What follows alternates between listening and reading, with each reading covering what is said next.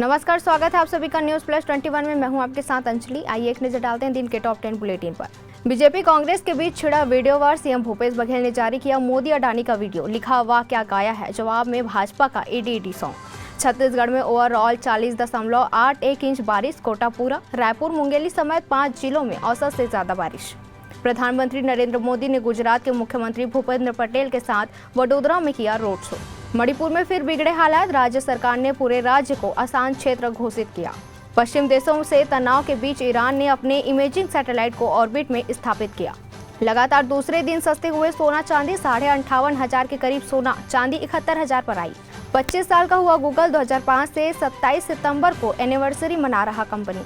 52,499 में मिल रहा आईफोन 13, यह अब तक की सबसे कम कीमत। आईफोन 15 सीरीज लॉन्चिंग के बाद कम हुई कीमतें। एशियाड में आज 8वां मेडल। शॉटगन के सटीक इवेंट में अनंतजीत को सिल्वर, अब तक 5 गोल्ड के साथ 22 पदक। ऑस्कर के लिए इस साल भारत का प्रतिनिधित्व करेगी Malayalam film 2018 everyone is a hero. तो ऐसी तमाम जानकारियों से लगातार अपडेट रहने के लिए देखते रहिए न्यूज़ प्लस 21, आपके हक की बात।